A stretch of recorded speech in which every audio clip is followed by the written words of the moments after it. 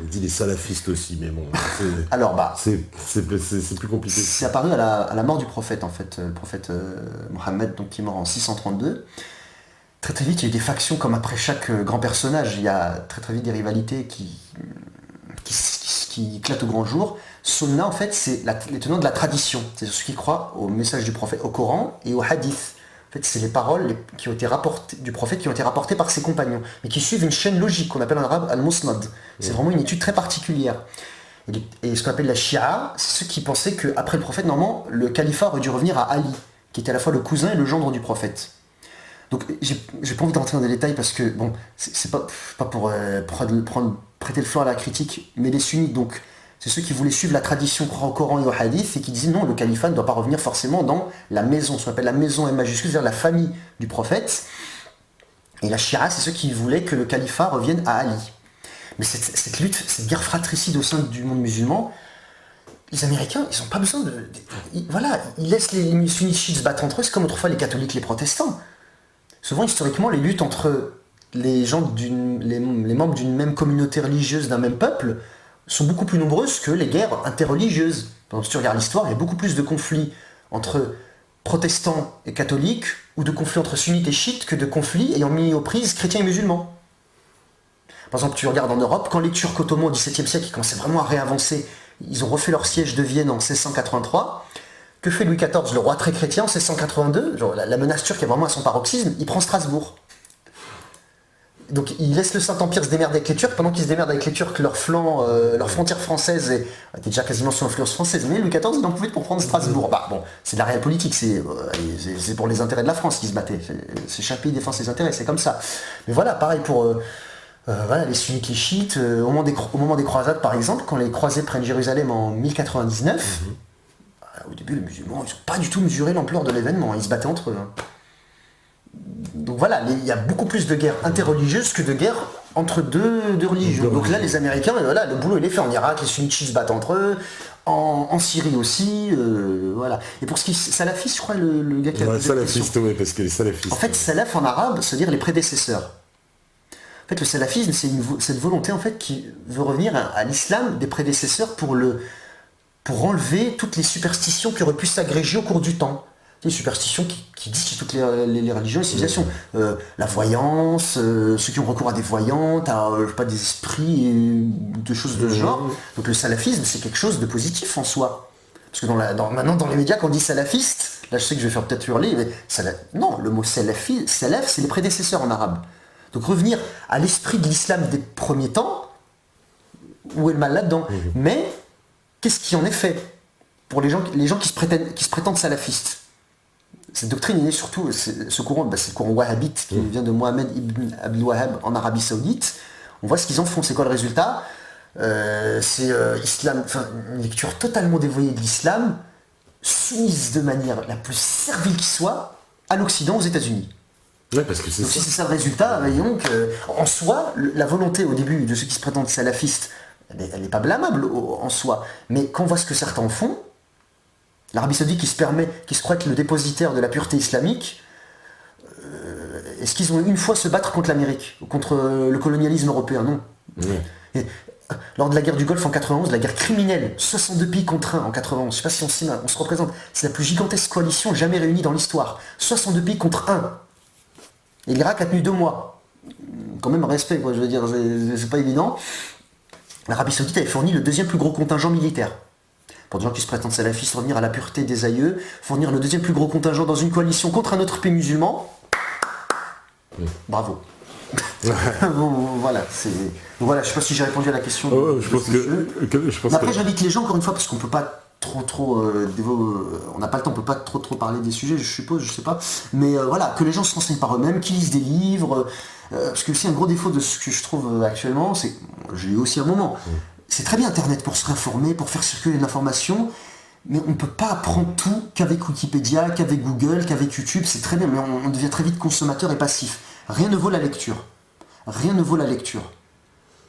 Regardez MetaTV, c'est très bien. Mais avant, vous pouvez lire. Oui, même dans les tous les jours. Et il y en a qui disent oui, mais les livres, on peut pas acheter trop de livres. Les bibliothèques municipales, l'inscription est gratuite, hein, donc il n'y a pas d'excuse. Vous pouvez vous inscrire dans la bibliothèque et aller de temps en temps et pour lire. Rien de voir la lecture. Si je suis, entre guillemets, modestement ce que je suis aujourd'hui, bon, c'est grâce à l'éducation que j'ai eue et surtout à l'amour de la lecture. Voilà. Et je pense vraiment pas être le seul là-dedans. Beaucoup de gens sont ce qu'ils sont grâce à la lecture. On me demande d'ailleurs si tu crois pas qu'à force, les pays du Moyen-Orient finiront par atteindre le même taux de dépravation qu'en France, quoi. C'est-à-dire, Voilà, par exemple, la société, souvent l'image qu'on a, moi je refuse cette dichotomie qui veut que l'Occident serait forcément décadent, consumériste, qu'il n'y a plus de valeur, plus rien, et que l'Orient serait parfait. On en revient à la colonisabilité de Malek Benabi. Oui, j'avais oublié tout à l'heure de répondre à ta question, maintenant ça me revient. Parce qu'il dit aussi qu'une des raisons de la colonisabilité, comment il explique Malek Benabi, c'est cette incapacité des musulmans parfois à se remettre en question, à se remettre en cause. Ils disent, l'islam est parfait, parce que pour un musulman, c'est ce que je crois aussi, c'est la voie du salut. Mais si le message divin, c'est la voie vers le salut de nos âmes, nous les êtres humains, on est loin d'être parfaits. Donc beaucoup de gens se disent l'islam est parfait, je suis musulman donc je suis parfait. C'est un néologisme éminemment destructeur. Donc oui, arrêtons de croire que l'Occident est forcément décadent et l'Orient est parfait, pur, mystique ou je ne sais quoi. Le consumérisme, ils vont regarder les grandes villes des pays musulmans, Beyrouth, Kuala Lumpur, Le Caire, tout ce que vous voulez. C'est loin d'être... non, c'est les centres commerciaux partout. Vous allez à n'importe quel endroit de la Terre, vous trouvez les fast-food, les grands centres commerciaux, les mêmes vêtements portés partout. Non, c'est... Oui, alors bien évidemment, c'est pourquoi on s'acharne à ce point sur l'islam, on veut laïciser l'islam, le rendre moderne et le rendre plus en conformité avec la modernité destructrice en fait. Parce que c'est une gangrène, elle atteint l'Occident, mais Dieu merci, on a vu en Occident, comme la manif, on va prendre le cas de la France qui nous concerne, la manif pour tous. Qui aurait cru que ce projet de loi suscite une telle hostilité, un tel réveil de la part de la population française. Donc voilà, arrêtons de croire qu'en France, il y a des gens consommateurs. Dieu merci, il y a beaucoup de Français. Croyant ou pas d'ailleurs, il y a des familles françaises qui ont des valeurs, qui savent ce qu'elles sont, qui savent que leur culture est en péril. Et de l'autre côté, il y a des pays en Orient, musulmans pas, au Japon, en Chine, en Inde, qui ne rêvent que d'une chose, c'est consommer, pratiquer toutes les transgressions possibles et imaginables, qui veulent rattraper entre guillemets le retard parce qu'elles pensent qu'elles vont être modernes si elles font tout comme les Occidentaux. Ouais, c'est ça. Donc, voilà. Je pense que d'ailleurs les Occidentaux sont un peu eurocentrés, des fois ethnocentrés, un peu quand la culture occidentale pense être le centre de tout, quoi. Ça fait maintenant, depuis que les Européens ont découvert, entre guillemets, ça me fait rire ce mot, Oui, découvert l'Amérique. Zhang He à la fin du... ça m'a interpellé aussi. Zhang He. Zhang He. Oui, le navigateur chinois. Oui, je dis c'est navigateur chinois musulman qui s'est fait voler qui demeure dans l'ombre d'une colombe génoise. Parce que Christophe Colomb est un génois. En fait, pour les Chinois, ce serait lui, ça débat, moi je pose le débat, je dis pas que j'affirme ou que je confirme cette thèse. Il aurait lui découvert une route maritime vers l'Amérique. Donc il reste dans l'ombre d'une colombe génoise, parce que Christophe Colomb est un génois en fait, c'est la formule que j'ai trouvée pour parler de ça. Mais depuis que les Européens ont trouvé cette route, ils dominent les routes commerciales mondiales, parce qu'ils ont contourné aussi l'Afrique pour aller aux Indes. Donc c'était plus le monde musulman qui était au centre des échanges. Parce que le monde musulman, les pays musulmans étaient à la fois à cheval. La force qu'avaient les pays musulmans, la civilisation arabo-musulmane, c'était d'être à la fois à cheval sur l'Asie, sur l'Afrique et en Europe. Jusqu'au XIIe siècle, quasiment, la Méditerranée est un lac musulman. L'Andalousie, l'Espagne, le Portugal, le sud de la France il y a eu un émirat en Provence qui a été créé, qui a subsisté tout le Xe siècle. Quand on pense aujourd'hui, Saint-Tropez, à côté, une petite ville, c'était le premier établissement humain était fondé par des musulmans, ce qu'on appelait les Sarrasins à l'époque. La Sardaigne était musulmane, la Sicile était musulmane, la Corse était musulmane, toutes ces îles étaient musulmanes. Donc oui, la force du monde musulman, c'était de maîtriser les routes commerciales, la route de la soie. Mais depuis que les Européens ont contourné l'Afrique, puis après ont découvert la route vers l'Amérique, c'est l'Europe qui a progressivement, et surtout à partir du XIXe siècle, dominé le monde. Et que les Européens soient ethnocentrés, que l'on soit ethnocentré en France, c'est normal, puisqu'on est français, qu'on a forcément une vision française des choses. On étudie d'abord l'histoire de son pays, pour mieux étudier ensuite celle des autres. Mais que l'Occident impose cette lecture ethnocentriste de l'histoire au reste de la planète, non, il est évident qu'en face, il y a une réaction qui se fasse sentir. Par exemple, je prends un exemple tout bête. Le costume cravate, c'est porté partout dans le monde maintenant. C'est une uniformisation vestimentaire qui ne dit pas son nom. Je sais pas, par exemple, je prends le cadre le calendrier. Le calendrier qui a cours dans le monde entier maintenant, c'est le calendrier grégorien. Pourtant, la plupart des gens ne sont pas chrétiens qui utilisent ce calendrier. Moi, je donne un exemple. Par exemple, mes parents, quand ils étaient petits à l'école, ils n'avaient pas cours le jeudi après-midi et le vendredi. Parce que le vendredi, dans les pays musulmans, c'est le jour de la prière. Maintenant, aujourd'hui, dans tous les pays musulmans, car quasiment au Maghreb, les enfants n'ont plus cours samedi et dimanche. Non. Dans tous les pays du monde, tout est écrit en langue locale, l'arabe, chinois, japonais, hindi, ourdou, tout ce que vous voulez, et dans une langue occidentale, l'anglais, l'espagnol, le français. Est-ce qu'en France tout est écrit en français, en japonais, ou tout est écrit, je sais pas, en français, en arabe Non. Donc pourquoi tout devrait être écrit? L'impérialisme culturel occidental continue de se faire sentir. Mais, c'est ce que j'écris dans mon livre, c'est à qui on doit en vouloir en premier? À ceux qui se laissent faire en face. Que l'Amérique veuille imposer sa culture, parce que maintenant, surtout en Occident, en réalité c'est plus une américanisation du monde qui a depuis depuis 45 maintenant. Que l'Amérique veuille exporter ses déchets, ses immondices, c'est une bonne guerre, c'est normal, parce que c'est comme ça qu'elle accapare les cerveaux des 3/4 de la planète. Mais qu'en face, que les États ne se protègent pas, se laissent faire, c'est surtout ça qu'on doit condamner. Et c'est surtout ça qui est scandaleux. Et la France en particulier, il n'est pas normal que la France se laisse envahir de plus en plus, depuis plusieurs années maintenant, on ne jure que par l'Amérique. On en parlera en troisième partie, justement. Excuse-moi. Et juste, alors on me dit Corse musulmane, j'ai un doute. Le drapeau de la Corse, là, la tête qu'on voit, c'est une tête de mort. Oui. M-A-U-R-E. M-A-U-R-E. Elle a été musulmane très très peu. Elle a pas été... C'est pour ça qu'il est noir. Oui, voilà, c'est ça. Parce que la Mauritanie, c'est comme ça que les Romains appelaient le Maghreb. Voilà. La Corse a été musulmane à un moment. Alors, il y croit pas, Hermite. Bah si, mon pote. Ah, mais les gens n'ont pas à nous croire, toi ou moi, ou d'autres, sur parole. Vérifiez par vous-même. On va vérifier. Voilà, en tout cas, il y a bien une tête de noir sur le drapeau corse, on se demande pourquoi. Donc, mon ego, il est prêt à la régie, c'est magnifique. On fait la petite pause, on revient juste après. À tout de suite. Avec plaisir. De retour, là, voilà, parce qu'il y a eu un petit bug, j'ai entendu le son. Donc, toujours avec Anis. Alors, Anis, voilà, il y a pas mal de questions. Tu avais dit que justement, alors il y a une question à laquelle tu veux pas répondre justement parce qu'il la pose, il demande de quel pays es-tu, Maroc ou Algérie, ça c'est la question. Ou Tunisie, je sais pas, il faut pas dire. J'ai dit, je réponds pas parce qu'après, voilà. Je dis juste les... Et en quoi c'est important dans notre propos de ce soir? Ouais, franchement, c'est juste... voilà, c'est tout. On me dit les compagnons de la pleurniche, voilà, le CRIF, etc. Toi t'en parles aussi de ça, c'est vrai, cette espèce de chantage un peu, d'ailleurs t'en parles, du chantage à l'antisémitisme permanent. C'est quoi un sémite? Voilà, tu reviens à ça d'ailleurs, l'histoire des sémites. Les sémites, les peuples sémites, il y a les Arabes, les Hébreux, les Araméens. C'était la langue de Jésus, il y en a encore un peu en Syrie. De toute façon, je suis pas le premier à dire ça aussi. Eux, ils sont sémites. Donc, les Arabes sont des sémites. On ne peut pas le dire antisémites, on est nous-mêmes sémites. Voilà, donc quand le CRIF toujours antisémite, le CRIF c'est pas des sémites. Voilà, les juifs ashkénazes d'Europe c'est pas des sémites. Ouais, tu fais référence à la au Khazar. Oui, je suis pas non plus. Voilà, on le sait ça maintenant, mais sur nous il n'a jamais marché. Puisque nous on est des sémites, on peut pas nous dire antisémites, moi j'appelle pour rigoler, je dis antiseptique, antibiotique. Non, mais c'est pas possible, c'est... Le point Godwin, c'est ce qu'on disait tout à l'heure au début de l'émission. Ouais, le point Godwin, le fameux point... le CRIF, le CRIF, c'est... Ouais, non,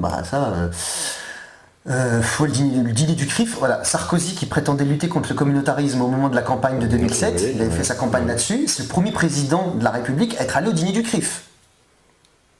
Pour un président qui prétend lutter contre le communautarisme, là aussi, passer muscade.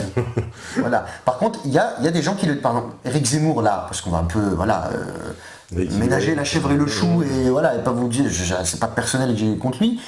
Éric Zemmour est l'un de ceux, courageux en France, c'est pas le seul, à avoir dénoncé le dîner du CRIF, par exemple. Donc ça, voilà, on peut le mettre à son crédit. Il y a ER Frère, il dit « Anis, mon frère, tu es algérien, j'ai grillé l'accent de mon frère. » Bah écoute, ça te fait plaisir. Voilà. Oh, tu m'as découvert, je suis algérien. Frère. Alors, on me dit en référence notamment à Raymond Aron, qui fut un des rares à avancer la nécessité de l'indépendance de l'Algérie au motif que la France aurait pris le risque de devenir algérienne et musulmane, peut-on craindre dans la mesure où cette indépendance n'est pas entière que ce risque soit avéré dans un avenir proche? Bravo est-ce à que la France risque d'ailleurs, il te d'être... dit bravo au passage, hein, à l'assaut. J'ai pas entendu, excuse-moi. Est-ce que, alors je répète Non, mais la la fin, en fait, la fin de la question.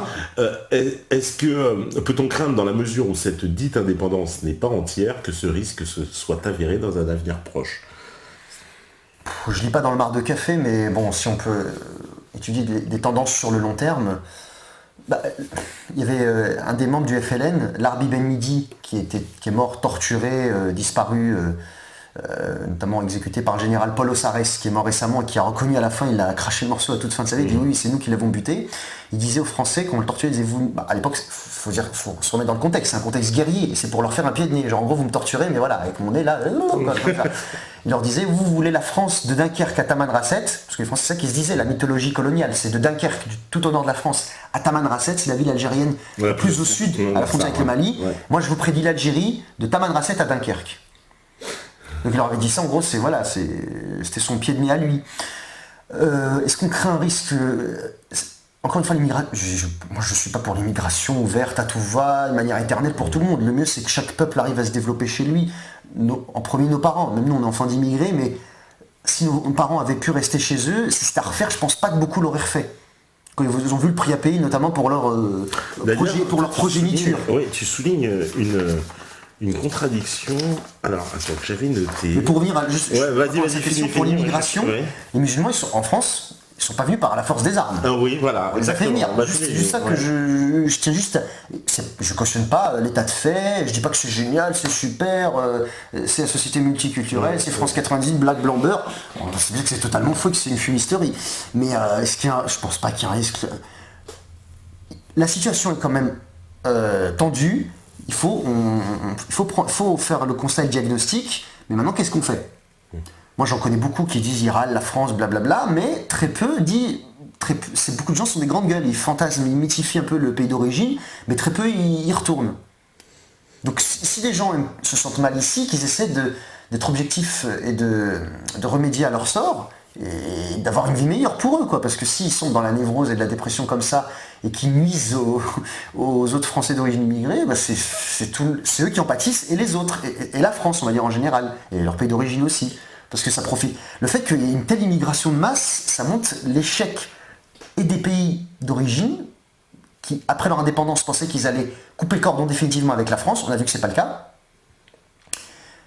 Donc oui, l'immigration montre que les indépendances ont été un échec quand même. Voilà, parce que toi, alors justement, c'est pour ça que tu ne fais pas l'impasse justement sur la France-Afrique, qui en parle.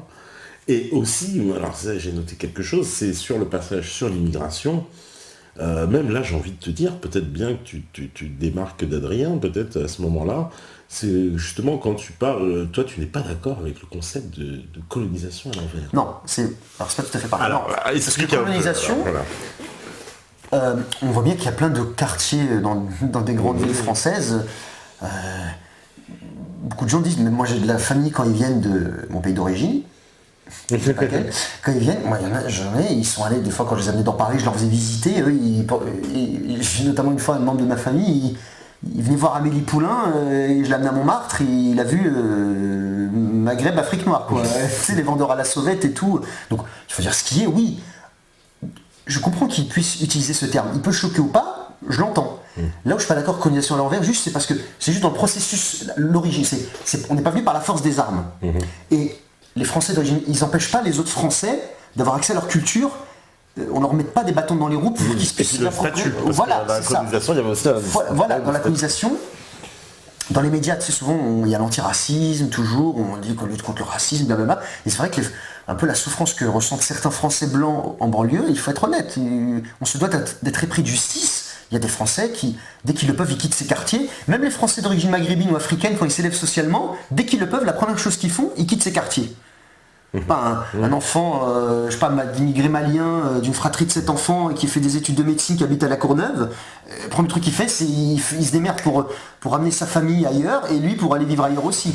Donc voilà, donc oui, je peux comprendre qu'il utilise ce terme de colonisation à l'envers, mais juste, il y a une différence dans le processus, dans la différence de statut. C'est pas les Maghrébins et les Noirs qui ont un statut supérieur aux Français, aux indigènes, on peut dire aux indigènes, quoi, on va dire. C'est juste le petit désaccord que j'avais avec lui, mais moi je l'ai laissé parler dans la préface, comme je dis, on pose le débat. Voilà.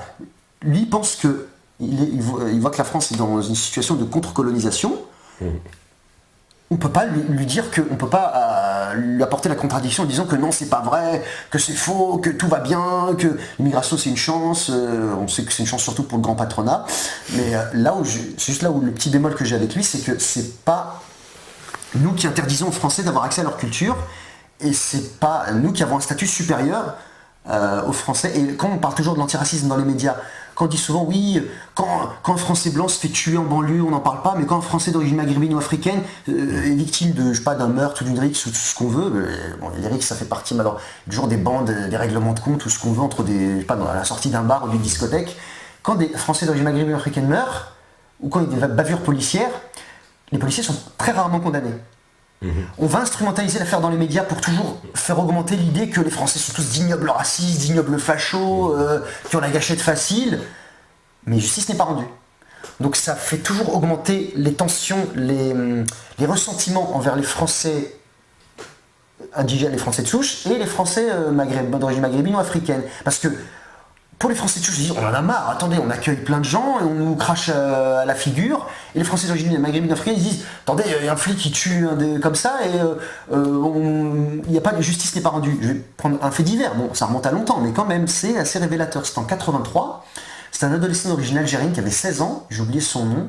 Vous tapez, en fait, pourquoi je vais en parler? Parce que c'est très intéressant, c'est pour voir l'instrumentalisation qui en est faite. En fait, c'est un Algérien qui est mort tabassé dans un train par 3 légionnaires. Oui, les policiers, ils ont eu du sursis quasiment, que dalle, ils ont quoi, même pas eu un an. Et ça a été instrumentalisé, ils en ont fait un film qui s'appelle Train d'enfer. Sauf qu'ils ont un peu romancé le truc, ils ont dit que c'était un adulte qui s'était fait tuer, en fait non, c'était un adolescent, mais bon, voilà, pour refaire. Et le flic gentil qui combat le racisme et réalisateur du film de surcroît, c'est qui? Roger Hanin, la gauche de Tonton et compagnie, voilà. Donc je fais pas un dessin, quoi. Donc l'affaire a été instrumentalisée, on en a fait un film, c'est extraordinaire et tout. Mais il y a eu meurtre d'un adolescent quand même, il y a un adolescent de 16 ans qui est mort. Quel que soit un adolescent de 16 ans qui meurt, c'est effroyable, par 3 adultes tabassés dans un train à 22h passé le soir, c'est complètement lugubre et sordide. Mais, donc on instrumentalise et on fait augmenter la sauce côté des Français de souche, et donc cette même gauche hypocrite et culturelle, elle fait monter la mayonnaise chez les maghrébins africains parce qu'ils disent oui mais justice n'est pas rendue puisque ces 3 légionnaires n'ont pas été sanctionnés. Voilà. Et actuellement, il y a aussi des Français malheureusement blancs qui se font tuer dans des banlieues, il y a des violences, et les Français qui, voilà, ils disent on se sent plus chez nous. Donc ça, il faut être capable de l'entendre. Il ne faut pas se sentir visé, il ne faut pas se sentir menacé quand on pose cette question. Voilà, parce que voilà, on se doit d'être épris de justice et n'éluder aucune question. Est-ce que toi, voilà, t'es aussi pour... qu'est-ce que tu penses des solutions de remigration qu'on entend souvent? Tu fais peut-être référence à Kémy Séba, par exemple. Kémy Séba, ouais, mais Adrien aussi, il en parle. Oui, il parle de rapatriement. Par exemple, on prend par exemple, on va prendre le cas de l'immigration en Europe dans les années 30, avant la guerre, avant la Seconde Guerre mondiale. Notamment, on va prendre le cas des Italiens. J'oublie les proportions, les chiffres exacts, mais la très grande majorité des Italiens venus dans les années 20-30 sont repartis en Italie. Moi, je connais très peu, c'est ça, si des gens veulent retourner dans leur pays d'origine, et ils vivent de façon constructive et harmonieuse, et vraiment mettre fin à leur situation de déchéance sociale et culturelle, et mettre fin à leur dépression qu'ils connaissent ici. S'ils veulent retourner dans leur pays d'origine, et ils veulent tout faire pour y arriver, mais tant mieux, c'est pour se sentir mieux. C'est pour eux surtout. Donc si on a qui arrivent, vraiment faites-le. Mais ceux qui veulent vivre de manière paisible et harmonieuse en France, c'est sortez du ghetto culturel et mental, arrêtez de pleurer sur votre sort, balayez devant votre porte, regardez objectivement la situation dans laquelle vous êtes, dressez le constat. Ça peut mais tu crois pas que le problème il se pose plus, on va dire, allez, ouais, à la limite, parce que je fais la wiki du diable, j'ai pas mon masque, mais c'est dire les gens qui veulent rester ici, qui sont bien, bon eux ça pose pas de problème. Ceux qui se disent ils sentent le moyen de partir, à la limite ça pose pas de problème parce qu'ils se sentent repartir. Mais le problème c'est que c'est pas ceux qui veulent rester, mais qui refusent absolument j'ai horreur du mot intégrer, je vais plutôt dire assimiler, même s'il paraît que c'est un mot d'origine coloniale, mais il semble plus juste dans le sens. Excuse-moi, j'ai pas très bien compris. Est-ce que c'est pas ceux qui refusent absolument de s'assimiler à la culture française, qui veulent rester dans le ghetto, voilà, et qui veulent rester en France? Ils se mettent en danger à terme. Je n'appelle pas la guerre ou quoi que ce soit. Mais ils se mettent à terme, c'est eux qui sont dans la mélasse. Parce que c'est eux qui... Il n'y a pas d'attache avec la culture d'origine. que rester dans le ghetto, c'est pas un projet. Il n'y a pas d'attache avec la culture d'origine, et rien, aucun contact, pas de sociabilisation avec la culture française. Donc aucun moyen de vivre de façon harmonieuse en France. À court terme, faire un poil à gratter, ça peut être rigolo, faire les malins, mais sur le long terme, ça ne sera pas possible. Il faut trouver une solution. Soit vous faites tout pour vivre de façon harmonieuse et apaisée en France, ça ne veut pas dire être à genoux, dire amène à tout, avoir conscience de qui on est aussi, bien sûr, mais c'est-à-dire se faire respecter, voilà, tout simplement. Mais soit vous retournez dans le pays d'origine, soit vous restez ici et vous faites tout pour vous familiariser au maximum avec le pays dans lequel vous vivez. Et bien ici, en l'occurrence, c'est la France. Voilà. Donc oui, s'ils refusent, on fait quoi avec ces gens-là? C'est ça. Parce que, par exemple, il y en a qui disent on les déchoit de la nationalité. C'est possible, ça? Je connais pas, je suis pas un spécialiste du droit, mais... dans le droit, c'est pas trop possible, on va dire, pour le moment. Pour des cas, je crois que c'est des cas très extrêmes, pour déchoir quelqu'un de sa nationalité. Ouais, c'est très compliqué. Ouais. D'ailleurs, il faut qu'il ait eu une autre nationalité. Pardon ? Il faut qu'il ait eu une autre nationalité, d'ailleurs. Bon, on ne sait pas de quoi demain va être fait. Je prie pour que on n'ait pas la guerre civile dans notre pays, mais comment dire ? C'est pas du tout pour. J'ai pas envie. J'espère que je parais pas comme quelqu'un qui manie la langue de bois. Je suis pas Jean-François Copé. Jean-François Copé avait écrit un livre. Promis, j'arrête la langue de bois. Ils sont ridicules les livres des hommes politiques. Ils montrent leurs photos en plus dessus en couverture. Enfin bref. Mais oui. Donc pour ceux dont le but est juste de forniquer la France. Voilà, on va parler de façon un peu policée. C'est pas un projet. En face, comment tu veux que tu ne suscites pas l'hostilité et une réaction ? Parce que imagine qu'un Français il aille à Alger, ou à Casablanca, ou à Tunis, ou au Caire, et qu'il dise je nique le Maroc, je nique la Tunisie, je nique l'Algérie, je nique l'Égypte. Il a intérêt à courir très vite. Hein. Parce qu'en face, ils vont pas le laisser dire ça très longtemps. Donc, si ton but c'est juste de niquer la France, non, ta place c'est pas ici. Alors, la dernière fois que j'ai donné cet argument, on m'a dit oui, mais avec des scies, on met tout en bouteille. Alors, bon, on met pareil, avec des scies, on met pareil en bouteille, c'est ça, oui. Mais non, moi je le trouve il y a deux alternatives, c'est soit rester ici et tout faire pour vivre de façon harmonieuse, pérenne et paisible ici, c'est-à-dire sortir du ghetto et arrêter de toujours pleurer sur son sort, et toujours plus malheureux que soi. On a tous La vie est dure pour tout le monde. Hein. Un blanc qui vit en banlieue, sur son CV il écrit La Courneuve, cité des 4000. C'est hyper disqualifiant pour lui. Hein. Bien sûr. Voilà, donc faut être honnête là-dessus.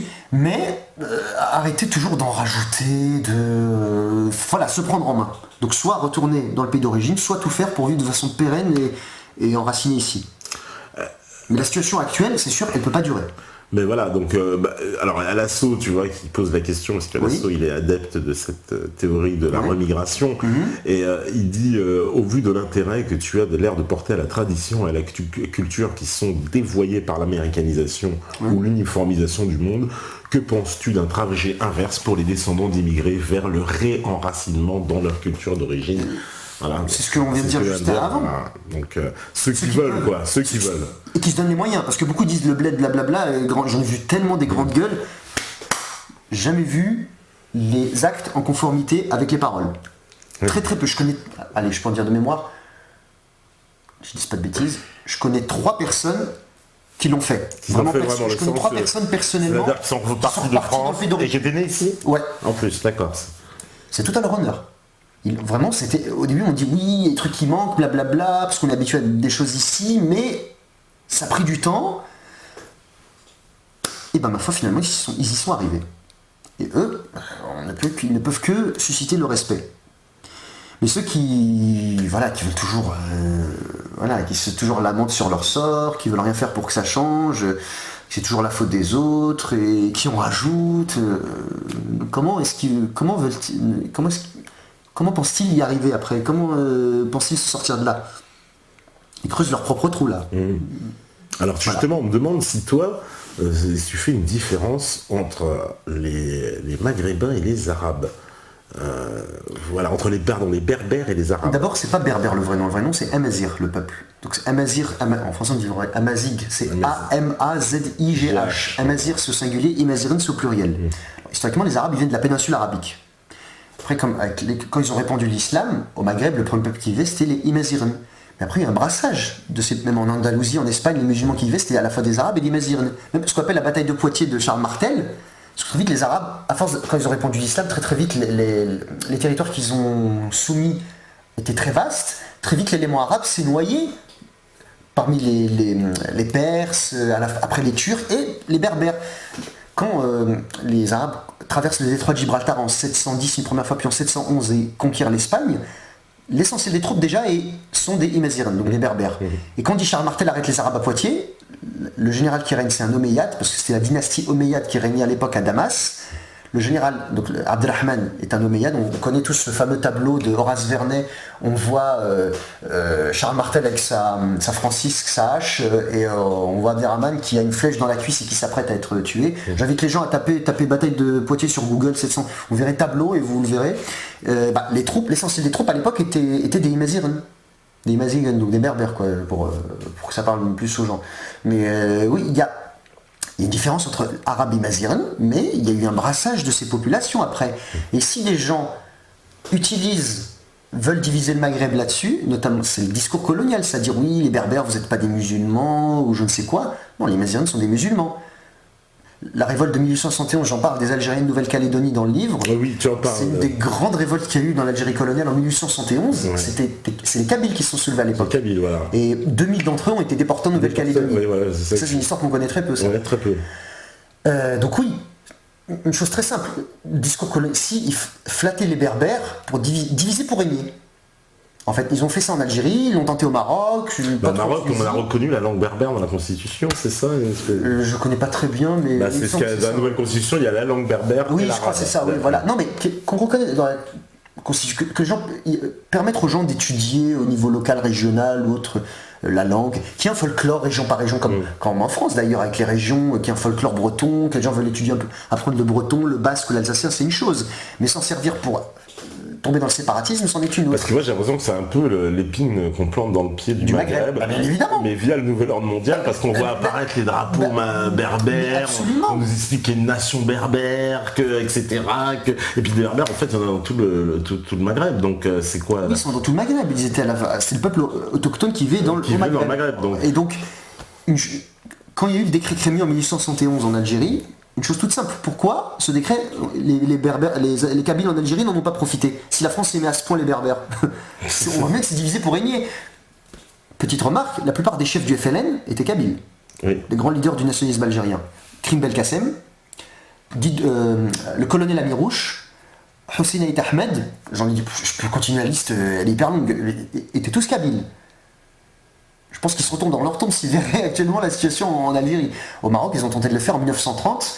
Ils ont forcé le sultan à l'époque, Mohamed V, à signer le Dahir berbère. Dahir en arabe, ça veut dire décret.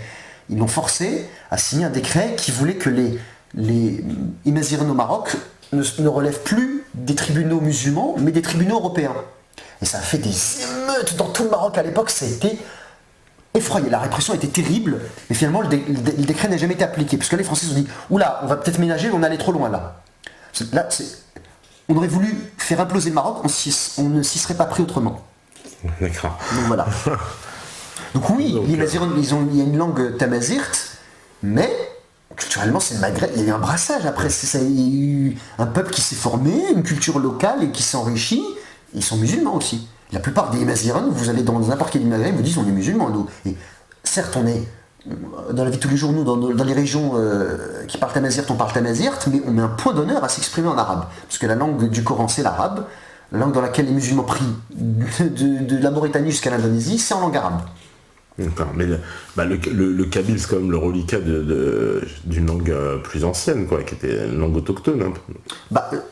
Une langue plus ancienne, l'arabe aussi est une langue très très ancienne, mais oui, pourquoi on dit kabyle? Parce que c'est la Kabylie, c'est la région de la Kabylie qui restait, qui n'est pas devenue arabophone, et ils parlent kabyle. Les gens là-bas, vous allez même en Kabylie, moi je connais des Kabyles même ici, et ils me disent non mais nous, on n'est pas séparatistes nous. Non, ils mangent du cochon des montagnes en plus.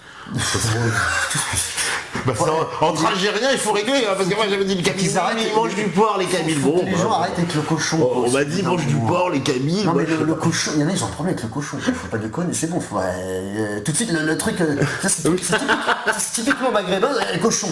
T'en ils peuvent, je sais pas, peuvent braquer une banque. Vendre de la cocaïne, c'est pas grave. Voilà, mais je mange pas de cochon, attention. Attention, pas de jambon. Parce qu'il y a les 3 petits cochons, faut brûler le livre ou je ne sais quoi. Voilà. On a un petit cochon aussi. Voilà, la blague tu la connais, je crois. Pourquoi les tirelires sont en forme de cochon?